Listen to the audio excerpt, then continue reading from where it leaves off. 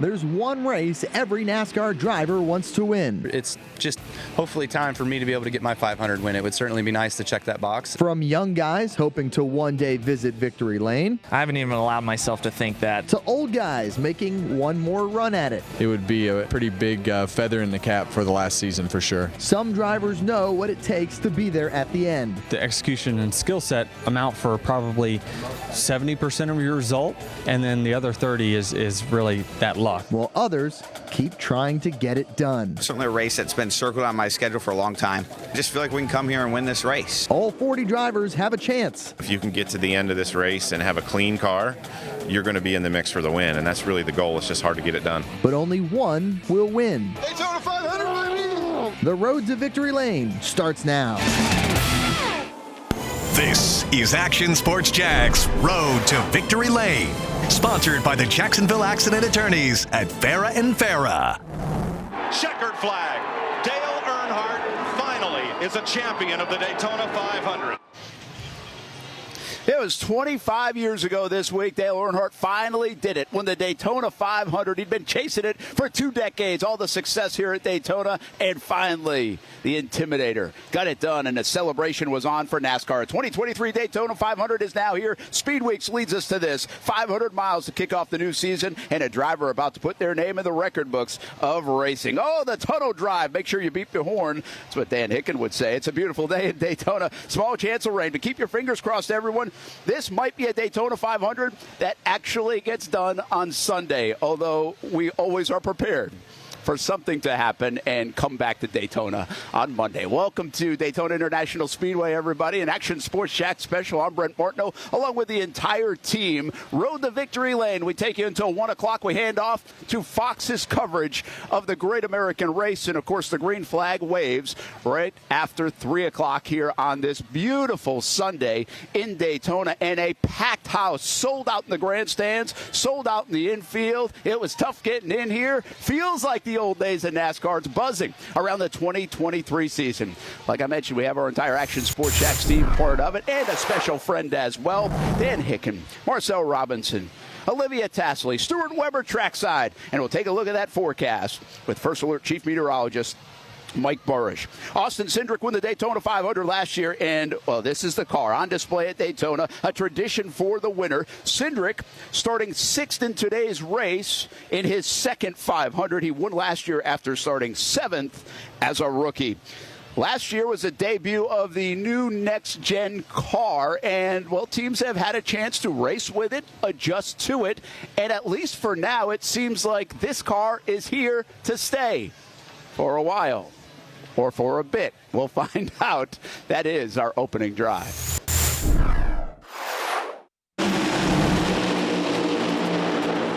At this point last year, we didn't know which way was up, down, left, or right? Call it a learning phase, as all of the Cup Series teams were on a level playing field to start last year.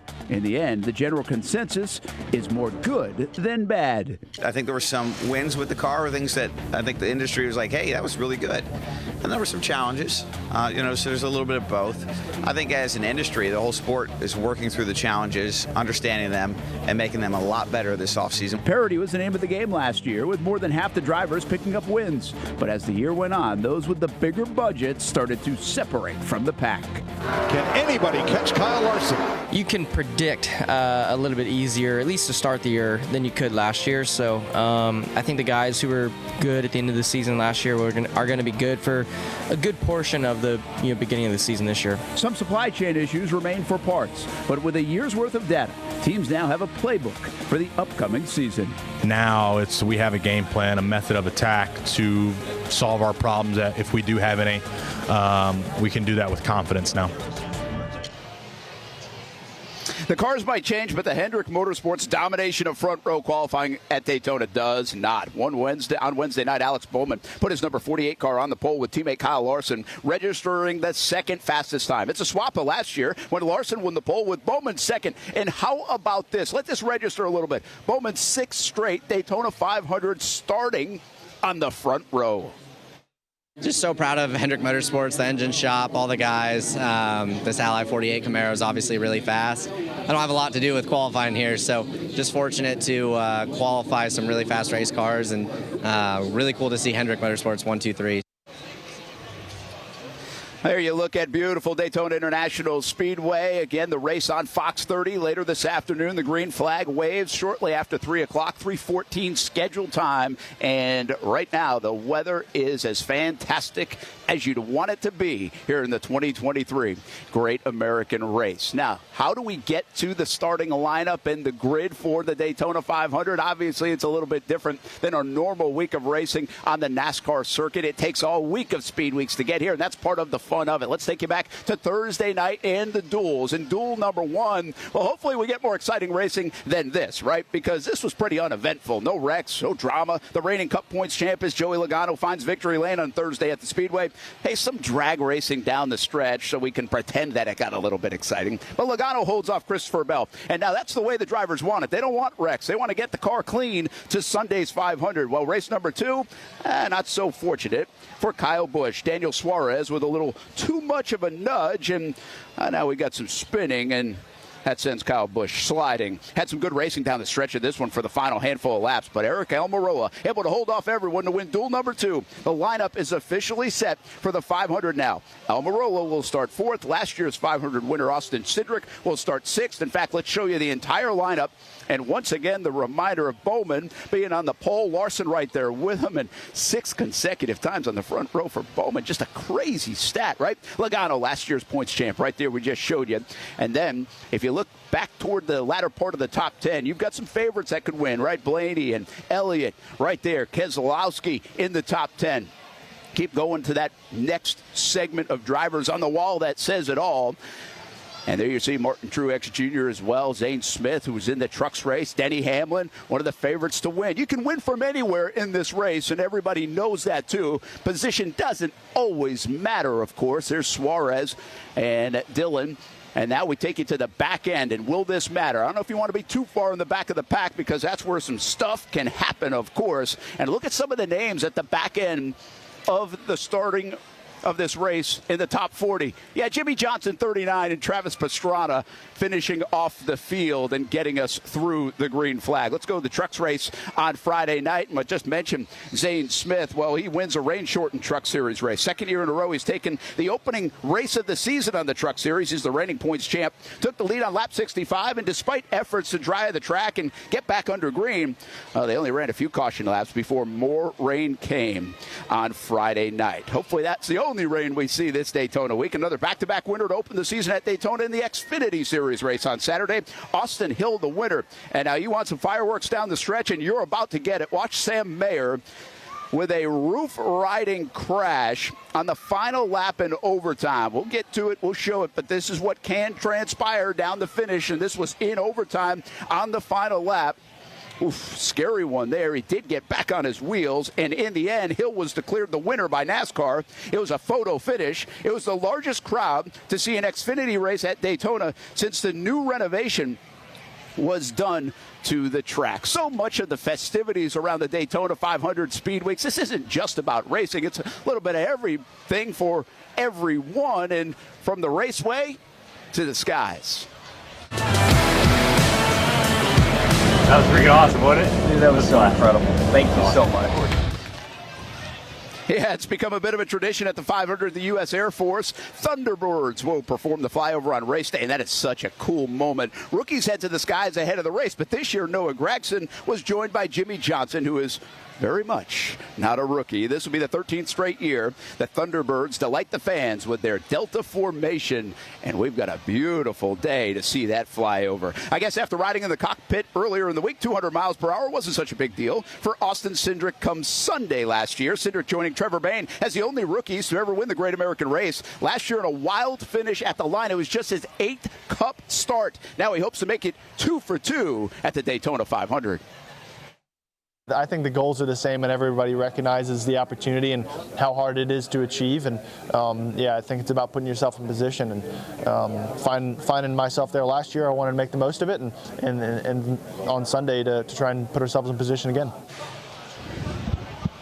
Esteemed names on the list of back-to-backers here at Daytona in the 500. The King, Richard Petty, won a record 7 times, including back-to-back in 74 and 75. A decade later, it's Cale Yarborough winning his 3rd and 4th. Sterling Marlin did it in the mid-90s. And then most recently, we had this trivia question forever. Who was the last? Who was the last? Well, Denny Hamlin most recently did it, and he has won 3 overall, and that's why he's one of the betting favorites to win again. The track is no stranger to rain delays, as we often mention. The summer race last year pushed back a day, but in 2023 we're feeling pretty good about the weather because that's a live look, and well, you can tell there's pretty clear skies, and it looks like it's forecasted to be that way. But let's find out for sure. We head back to Jacksonville and our First Alert Chief Meteorologist Mike Burish for your race day forecast.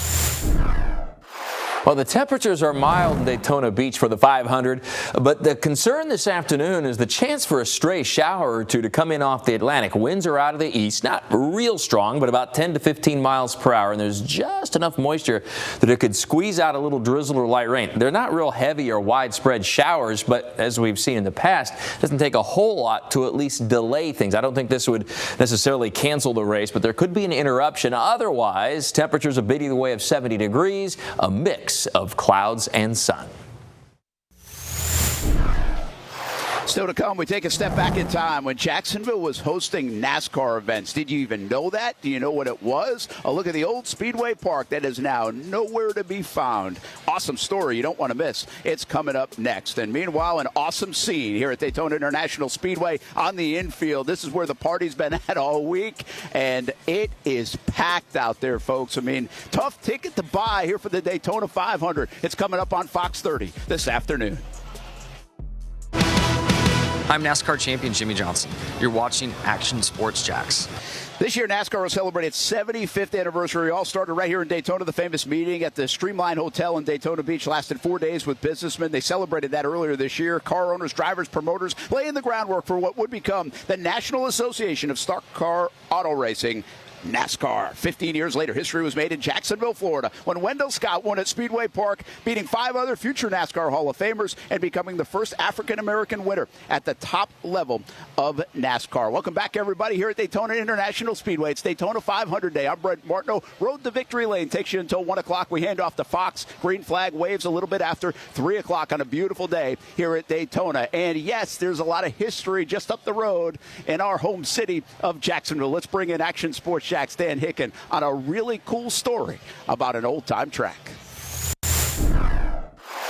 As we ready for the running of the Great American Race down in Daytona at the World Center of Auto Racing, we pause and remember Jacksonville's rich history of connection to the sport of auto racing. Speedway Park, or Jacksonville Speedway, opened in the 40s and was the place to go dirt track racing for more than 30 years. But now over on Jacksonville's west side, and this is the old track, by the way, there are no remnants or tributes. Instead, now watch this. Check this out. This is off Lenox Avenue. Kind of looks like a racetrack still, but it's apartment complexes. Was like this. Now it's like this. Not only is there not a plaque, I guarantee you, if there's 1,000 people living there, there won't be one person that even knows. It doesn't know the history of that place. The memories are all that's left out here on Jacksonville's west side. But maybe if you listen real hard,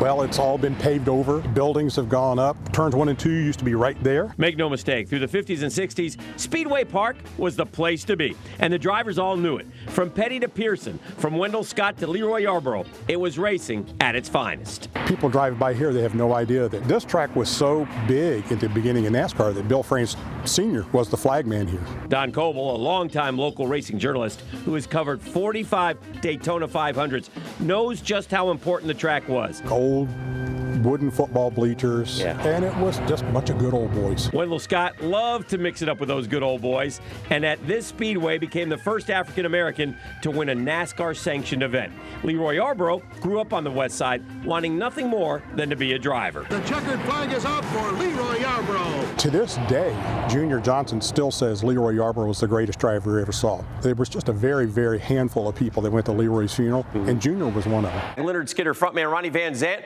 spent many a weekends watching Yarborough and the drivers. He always said his goal was to be as famous as his idol. Mission accomplished, but in a different way. Speedway closed 50 years ago in 1973.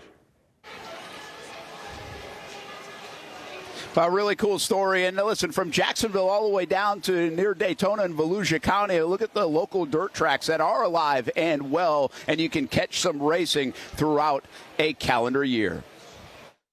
It almost doesn't look real. He's going so fast. Look at this. It looks like a video game. It doesn't look real. He is going so fast. That's one of the moments of the NASCAR season last year. Forget the break. Second to last race of the year. Ross Chastain needed to pick up a few spots on the last lap. He just floored it and got all the momentum around the turn to do the rest. Jumped up to 5th and earned a spot in the championship 4. Well, can that happen again? Will that happen again? Or did NASCAR take a look at that amongst, well, some rule changes going into the 2023 season? Let's bring in Action Sports Jax Stuart Weber. He is trackside here at Daytona with more. As cool as the move that Ross Chastain pulled off, everybody knew something had to change as far as the rules go in NASCAR. Even the driver who pulled it off agrees. Really, really okay with it never happening again and me never having to just even look at a wall. Racers are crazy. We're willing to do anything. How about another safety issue? The change to a single lug nut resulted in a lot more loose wheels. NASCAR has eased its rules there. Lose a wheel in the pits during a green flag, pass-through penalty. Lose it in the pits during a caution, you go to the tail end of the longest line. And if you lose a wheel on the track at any time, it's a 2-lap penalty and a 2-race suspension for your crew chief. I think it's better now. And everyone has a better idea now of kind of, how to do these stops and what to expect, but it is better that NASCAR eased up on that a little bit. Road courses will look different. Stage points, still a thing, but cautions during those stage breaks are gone for the Cup Series, which may mix things up a bit. The strategy of those road courses were pretty much dictated on when those stages were. Hopefully it just gives some opportunity to be a little more creative and maybe have some guys do some different things. Speaking of road courses, they've had rain tires for a while. Can't run those on the ovals, but this year, NASCAR will debut new damp weather tires for certain short tracks. That will cut down on rain delays and give cars grip on a not quite dry track. Don't touch that orange square. That's a penalty, but as a driver, you can pick which lane you want to restart in. Get ready for the choose rule at super speedways in 2023. That could make a big difference here at a super speedway. When you talk about a late race caution, teammates will be able to line up for a final run to the finish. From pit road, Stuart Weber, let's go back to you. Rules are always changing, so is the schedule. NASCAR adding something new and something old to the slate of races this year. It's coming up next on our Road to Victory Lane special. And there's the Harley J. Earl. It's a handful to hoist, but what a moment in a memory when you can do it and be in Victory Lane. We'll be there later tonight. Hey, I'm Kevin Harvick, and you're watching Action Sports Jax.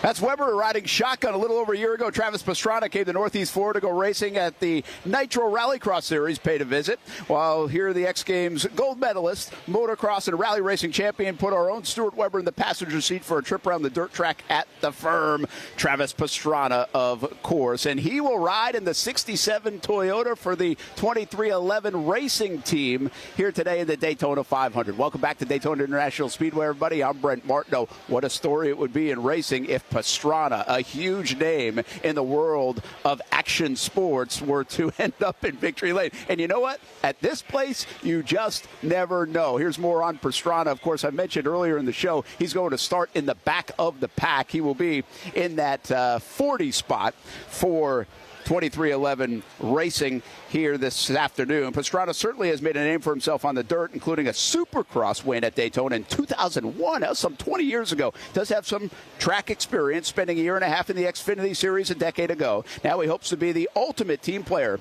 while enjoying the experience. That's why I went with the 2311, because I believed that they believed in me.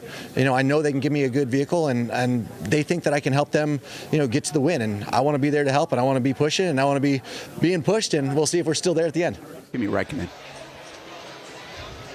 Seeing stars from other forms of racing in NASCAR isn't something new, and it's not going anywhere. In fact, one race team has a whole program designed around the concept. Team Trackhouse developed Project 91 as a way to get rides for stars from other series, with the debut coming last year as Formula One champ Kimi Räikkönen got behind the wheel. It's a program that benefits both the new drivers and those on Team Trackhouse, like Daniel Suarez, who get to pick the brains of their temporary teammates. for me as a race car driver, it's quite special to have the opportunity to interact with these drivers and to understand, their experiences. With Kimi, it was quite special. Looking forward to have more great drivers in Project 91.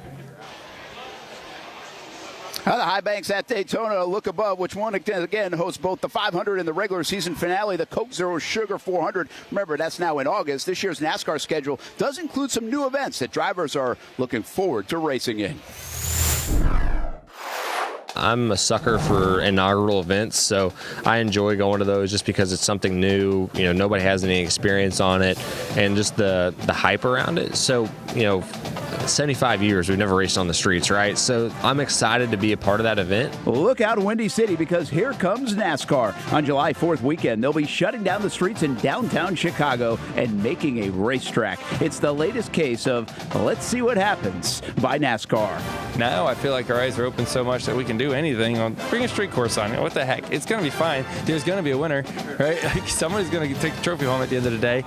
There's a lot of walls to hit. There's a lot of other things to be nervous about, but there's still going to be a race, and there's going to be a trophy at the end. They'll also hand out a trophy at North Wilkesboro for the first time in almost 3 decades after an extensive renovation brought the Lost Speedway back to life for this year's All-Star race. Really looking forward to that. Obviously, watched a lot of races there growing up, and, just a really cool short track and really old pavement. I think it's going to be a fun race for us. So be fun to just figure the track out and see what it's all about. And, new tracks are fun, and the All-Star race at a short track sounds like it's going to be a lot of fun.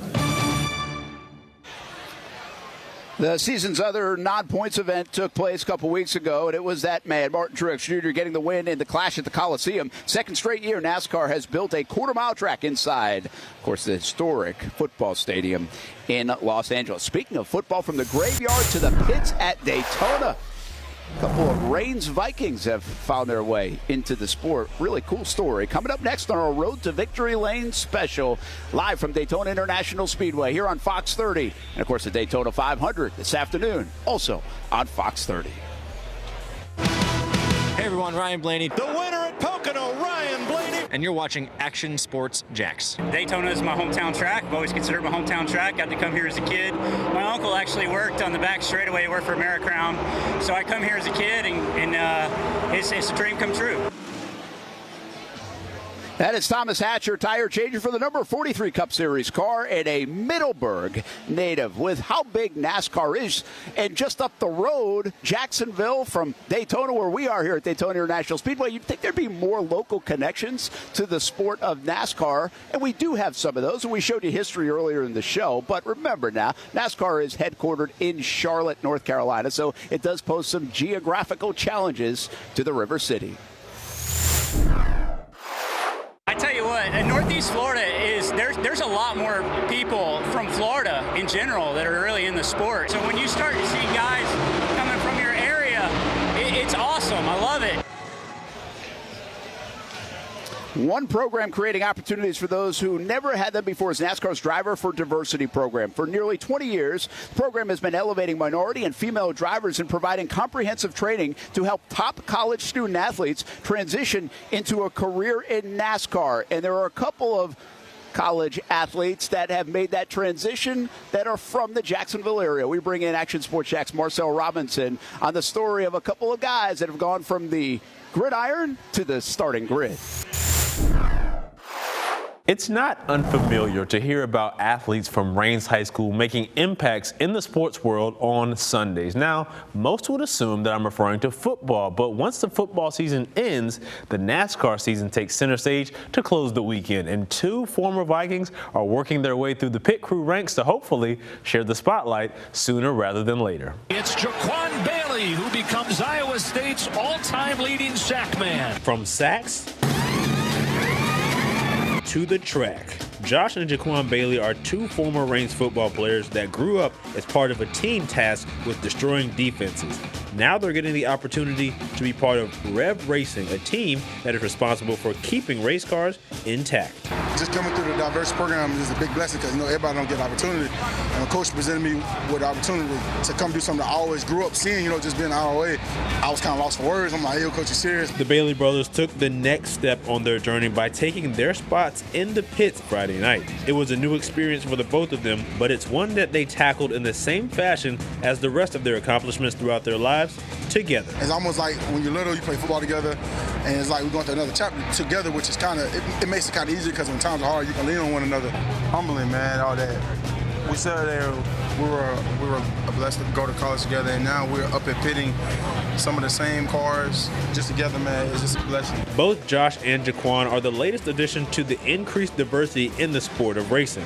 The inclusion of more minority and women drivers and crew members is one that can be felt and appreciated by some of the top names in NASCAR. It's very important for us. I think that we're seeing some great young talent come up that is very diverse, and that's important for the future of our sport. Just to see how far out this sport has came is just amazing. The Baileys were a dominant force on the football field, and that skill set indirectly helps them to this day on pit row. In terms of slinging linemen on the football field or tossing tires over the wall, there was a clear consensus as to which was a tougher task: NASCAR. In the studio, Marcel Robinson, Action Sports Jax. The Daytona 500 goes to Jimmy Johnson and his Rick Hendrick Chevrolet.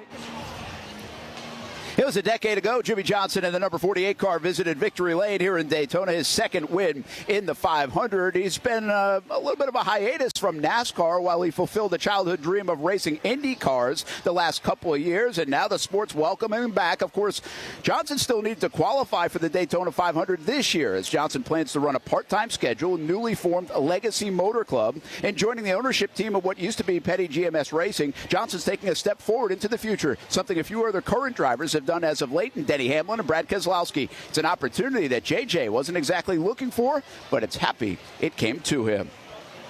2 fun years of driving different vehicles, different tracks, and just having the time of my life. But to have this opportunity to come back, not only as a driver, but in an ownership capacity, is something I really didn't see in my cards. Be a part of something that's growing is exciting to me, and I'm having a lot of fun with it. It's really cool to see him come back.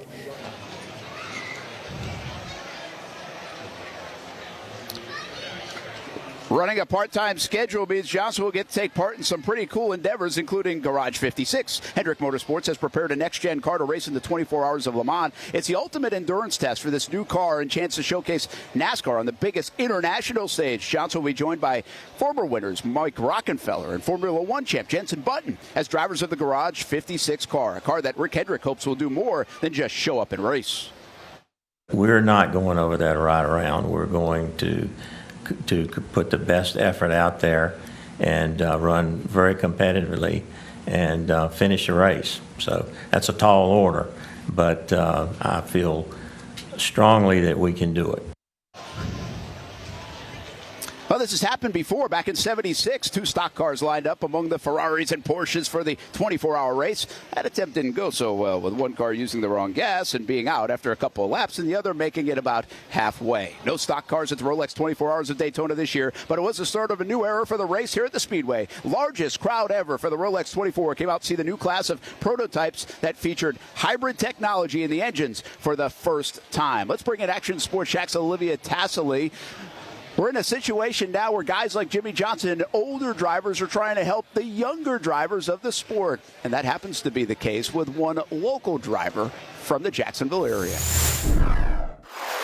St. Augustine is known to be a quiet, quaint city, but one father and son duo are revving things up here in the nation's oldest city for the next generation. Now we see Scott Lagasse Jr.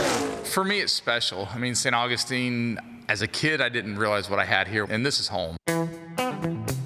About an hour north of the World Center of Racing is the nation's oldest city, a town where history is at every turn. But to Scott Lagasse Jr., it's simply home and the site of what he calls his toy box. Welcome to the headquarters of Scott Lagasse Racing, a father and son team that started back in 1985 out of a one-car garage and recently expanded to a 19,000 square foot facility. Behind these walls, Scott Jr. and Sr.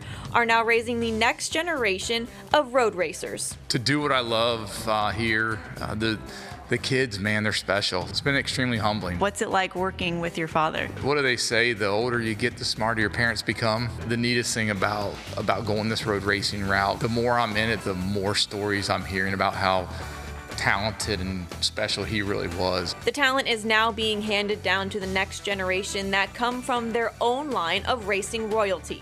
This year, Thad Moffitt, the grandson of Richard Petty, is hopping in the driver's seat for Team SLR. There's been a few really huge honors in the last year. To sit down in Petty's garage and have the king walk in and assure you he's all in and this is a major focus on the family was extremely humbling. While the racing part has come easy, the business part is a bit bumpy, or as Scott Jr. says, It's I say drinking through a fire hose right now. And while the Lagacies are thirsty for success, everyone is enjoying the ride. And I don't know that the world can get much better than that. Scott Jr. doesn't know where exactly this next path is going to take him, but he knows he has the right team, the right drivers, and the right momentum to go forward. In St. Augustine, I'm Olivia Tasley, Action Sports Jax. Still to come on a Road to Victory Lane special here on Fox 30, live from Daytona. We take a spin on the Drivers' Carousel. New teams, new numbers, new contenders in the Cup Series. It is on the way next. And, of course, the green flag waves this afternoon. And who will get to the finish line first? And, by the way, if you ever get to Daytona International Speedway, do what these people are doing. Come check out the finish line. Sign your name on the finish line. It's a fun experience down here at Daytona. Hey, I'm NASCAR driver Kurt Busch. Kurt Busch wins the Daytona 500. Wow. And you're watching Action Sports Jax. Martin Truex Jr. trying to fight back up there to get in points, but it's Austin Dillon who wins in Daytona. Excitement in the summer. The last driver to visit Victory Lane at Daytona for a full points race. Austin Dillon, it came at the best time for him. That victory in the Coke Zero Sugar 400 last August earned him a spot in the playoffs. Also earned one better, $1 million on a $13 parlay bet. The kind of thing that can only happen in Daytona, right? Making a wager that 4 of the drivers with the longest odds would finish in the top 10 paid off when the majority of the field wrecked, and those 4 drivers all made their way to the front. Not sure if that'll ever be duplicated, but a fun story and a nice addition to the bank account for that guy. Dillon was one of the 19 different drivers to pick up a win last year in a points race, tying 2001 for the most different winners in a single season. And if you add in Ryan Blaney's All-Star race victory, that makes 20 out of 36 full-time drivers to visit Victory Lane. That's a lot of parity in year one of that new next-gen car. Welcome back, everybody, to Road to Victory Lane here on Fox 30. I'm Brent Martineau, live at Daytona International Speedway as we get set for another edition of the Great American Race. And you might want your program nearby here at the Speedway or on your couch if you're just checking in with this upcoming season, because we have a lot of different faces in different places, new numbers. Let's check out the carousel of drivers that exists here in the 23 season. And, well, there's a lot of them. Tyler Reddick makes the move to Toyota in 2311 Racing, steps into the number 45 car, opened up a seat at Richard Childress Racing. Biggest move of the offseason with Kyle Busch jumping the Chevy and leaving Joe Gibbs Racing. Wasn't tough for the coach to find his next driver. Grandson Ty Gibbs wheels the number 54 car this season. Mentioned Jimmy Johnson in the 84. That's weird, but just flip the number. He's also co-owner of the 42 car driven by Noah Gragson, who will compete with Gibbs for Rookie of the Year. Ty Dillon was in the 42 last year. He moves to the 77. And Ryan Preece jumps from trucks back to the Cup Series to drive the 41 car. Like I mentioned, get your programs ready. I definitely feel settled in, but we're going to continue to learn over the first couple of months for sure. I haven't had this big of a change in a number of years, and the Cup level is the toughest in stock car racing. So with those will be challenges, but I feel like we handled the clash really well, and we'll just continue to learn as we go here the first couple months. I'd say the biggest thing is just people. It's kind of like going to a new school and being a new kid there and trying to learn everybody's names and faces and all that. I don't know, like a quarterback move from team to team, you got to kind of get into the system and see exactly how they go about things and what mentality they have on different situations. And so it's been interesting about just learning some of that. Well, there's still some driving left in the old guys. Look at the oldest drivers in the series in Harvick, the elder statesman by 5 years over Martin Truex Jr. and Denny Hamlin. A sneaky veteran, A.J. Allmendinger, at 41 years old, back to driving full-time in the Cup Series for the first time since 2018. Of course, Harvick will retire at this year's end and go to the booth to call the races in NASCAR. Former Daytona 500 champ who would have been on that list as an old guy is Kurt Busch, but he's notably absent in the 500 this year. The 2017 winner suffered a bad concussion at Pocono last summer, and a couple of months later announced his retirement from a full-time schedule. That does leave the door open for the future, but no Kurt Busch on the track here at Daytona today. It may be hard to believe, but Joey Logano is entering his 15th full-time season in the Cup Series. That is hard to believe. We catch up with the defending series champion when we come back on our Road to Victory Lane special live on Fox 30, the Daytona 500 from Daytona International Speedway. Today he etches his name in stone as one of the few to capture multiple championships. Logano is a two-time NASCAR Cup Series champion. So many unknowns going into last year with the new car, but the guy who held the trophy on the first day in Los Angeles and the last day in Phoenix was the same. Joey Logano won the Clash at the Coliseum and the Cup Series Championship, his second title. Welcome back to Daytona International Speedway, everybody. I'm Brent Martin, along with the entire Action Sports Jax team as we get set for the 2023 Daytona 500. Logano has been a model of consistency in his career. He's won at least one race in 11 consecutive seasons. I remember back in 2009, he was this hotshot guy coming up 18 years old. He finished last in the 500 that rookie year. Don't plan on that this time around here in 2023. Let's bring in Action Sports Jax Stuart Weber. He had a chance to catch up with Logano this week. Joey Logano knows all about visiting Victory Lane here at Daytona International Speedway. Heck, he just did it on Thursday night in one of the duels. Now, can he come and win another Daytona 500 as the defending Cup Series champion? It's a pretty special year last year. If you think of, starting with the Clash, being able to get the first win with the new car, and then winning the first championship, at the end of the year and winning the last race along with that. That was a pretty special kind of bookend type season. And so we already missed the Clash, so we got some making up to do to make it as good as last year. But a lot of things will be different this year with the second time around with this car. It was completely new for everybody. Everyone was lost trying to figure out what to do next with it. Now we're not as lost. I don't know if we're completely found, but we are. We're moving in the right direction, and the whole sport really is like that. So the racing will change a lot on the racetrack this year. Yeah, you mentioned needing to catch up now because you don't have that one win you had last year with the Coliseum. What a way to do it than the Daytona 500, right? What did you guys learn from this next-gen car when it comes to the super speedways from a year ago? The draft's always evolving, right? Even if we kept the old car, the draft evolves as people evolve, right? And what works last year never works the next year. And that's kind of what makes super speedway racing pretty fun, is that everyone's always continuing to learn. And if you have an advantage, it's only for a race or two before somebody figures out what you're doing, whether it's a driver or a team or whatever it may be. So, last year, nobody really had anything figured out, right? Through the first couple of races of super speedway racing, and now, we definitely see some trends as I'm studying a lot of the 500 stuff here recently. There's definitely some trends that drivers do lately, and some things that I can do better. And so, now there's actually something to look at. Whereas last year we went in there blindfolded. You're coming off a year with so many different winners. What does it say about the sport to have that parity right now, where literally more than half of the guys who are competing full-time won a race? When you include, Ryan Blaney winning the All-Star race, 20 different guys going out there and getting wins. Yeah, it's just kind of crazy when you think about that. We haven't had that in a long time. I don't know if it's more like that this year or does it go back? I don't know. If you look at the way a lot of those guys won races last year, the fastest car had an issue. Does it look like that, or does everybody kind of clean everything up a little bit, and does the fastest car win the race more often? I would assume it's going to go that way, but I don't know. We'll have to wait and see. When it comes to teammates, Logano has some of the best for super speedway racing. Ryan Blaney, so good on the long tracks. Austin Cindric won the 500 a year ago. Will they help him achieve another victory in the 500? When it comes to that last lap, anything can happen. In front of Joey Logano's pit box here on pit road, Stuart Weber, let's go back to you.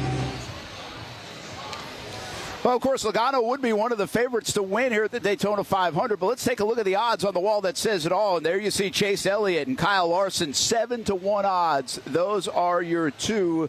This for the chase for the championship. Sorry about that. For Chase Elliott, Kyle Larson to win the in-season long. And there you see Logano for the chase for the championship. Denny Hamlin, Ryan Blaney, Christian Bell also in that mix at 10-1. Martin Truex Jr., Ross Chastain, William Byron, Tyler Reddick. So some young upcoming names there at 12-1. Anyone's game in NASCAR, especially with all those different winners from a season ago in the new car. We'll see what happens in 2023. Who will win the Daytona 500? That's what we're after here on the road to victory lane. We put on our guessing hats next and try to predict who claims the Harley J. Earl Trophy. There's no fedora on the line. Bragging rights only. That's coming up. To be here for my first ARCA Menard Series start is pretty insane. You know, this is I feel like the pinnacle of racing is racing here at Daytona, and I'm super excited to be here. That's Frankie Muniz, famous for his acting as Malcolm in the Middle in the 90s, now chasing a motorsports dream. Raced in Saturday's ARCA opener, and despite a late bit of damage, came away in 11th. Not too bad. Road to Victory Lane special rolls on here at Daytona International Speedway. Welcome back, Speedway. Welcome back, everybody. Brent Martin, along with the entire Action Sports Jax team, as the green flag waves here at Daytona about 3:14 today. We do have some clouds coming over, but still a lot of blue sky, and it looks good on this Sunday here near the beach in Daytona. Hey, you know, in football season, we do our picks. We call it the fight for the fedora, and it's a season-long thing. You get one chance here for the Daytona 500, and you never know what is going to happen. Let's get our picks in, and we begin with Action Sports Jax, Marcel Robinson. Now, I'm usually good at this whole pick thing. After all, I am the reigning fight for the Fedora champion. So for this pick in the Daytona 500, I'm going to go with Chase Elliott. NASCAR has been trying to make Chase Elliott the face of the sport for so long, and I think today it starts. He's going to be the face of the Daytona 500. Why? Because he's going to wave that checkered flag and swing those donuts after the race. Every year, it's a well-known fact, I pick with my heart and not necessarily my head, but when your guy is one of the best super speedway racers, you can do both. Give me Ryan Blaney in the number 12 car. He's going to pull that thing into victory lane a little later on today. I went with them last year. I'm going to stick with them. Praise to the Italians. Give me Joey Logano to win the Daytona 500. Oh, it's a tough part, and I'm going last, but that's okay. I'm going to go off the board a little bit and go with my new favorite driver. He's a Florida boy, Ross Chastain. Why do I like Ross the boss? Many reasons why. As I mentioned, he's a Florida kid, right? Here's what else I like about Ross. Any driver that would slam into the wall and to beat competition, which he did last year in Martinsville to keep his season alive, is okay by me. So he went from 40th last year at the Daytona 500 to taking the checkered flag today. The pick, Ross Chastain. Leave it up to Hicken, right? All right. What does that leave us to pick? We've got 40 drivers to pick from. Why don't you just go out on a limb, or do you go with a heavy name that didn't win a race last year? Brad Keselowski, that's who I'm taking at number 10. And can he get to victory lane? You know, he's one of the bad boys of the sport. I kind of like this, kind of grumpier, getting a little older as well. Why not Brad Keselowski here in victory lane later tonight to win the Daytona 500? And I get the bragging rights. That would be nice. Now, we'll have Action Sports Jax Primetime coming up later on at 10:30 on Fox 30, 11:30 on CBS 47. Full race coverage coming up from Daytona, of course, with the winner and some sidebars of what happened. We expect the fireworks at Daytona. We always get them, at least late in the race. Will we get another big one or more big ones? We will soon find out as, again, the green flag waves at 3:14. This afternoon. We've got some cloud cover, but mostly blue skies here for the most part. There's a live look at Daytona International Speedway. It's a packed house, sold-out house, and you can watch the race today if you're not here on Fox 30. Have a great race day, everybody, and we'll have you covered for all the post-race reaction later tonight on Fox 30 and CBS 47 with Action Sports Jax. Thanks for watching Action Sports Jax Road to Victory Lane. Sponsored by the Jacksonville Accident Attorneys at Farah & Farah.